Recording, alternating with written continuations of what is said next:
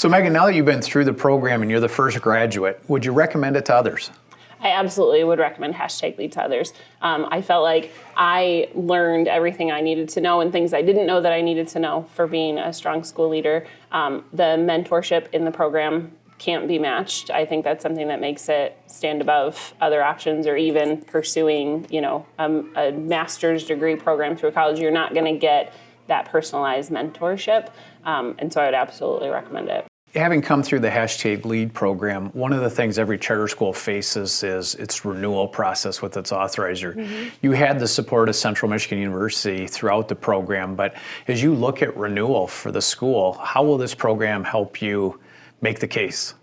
I have a stronger understanding of what that process looks like, and also like you talked about, that relationship of authorizer, school board, management company, and how it all comes together. And I know that what we're doing here at Renaissance is innovative, and there's a way to talk about why charters are needed, to offer families choice and to find a fit in the school that's best to meet their students' needs. And so to me, when we think about reauthorization and that partnership with CMU, it's important that we're building that partnership along the way. So when it comes time for reauthorization, it's an easy conversation to say, you know us, you know what we're providing to kids, and So you're a teacher and a coach at heart, and now you're the leader of a school, which means you got to pay attention to finances and working with a governing board and all those things. Mm-hmm. How did the #Lead program help you in those other areas?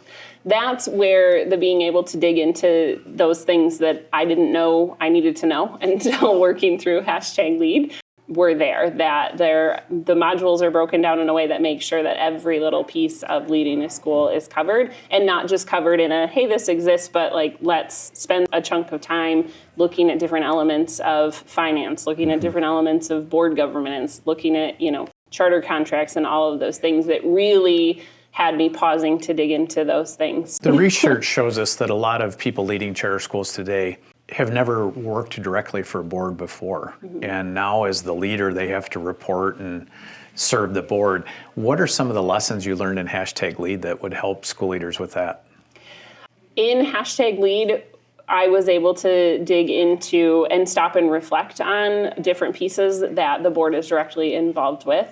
So I was able to develop a better understanding of how our school got to where it is with our relationship with the board, why even just board meetings or those check-ins are set up the way they are.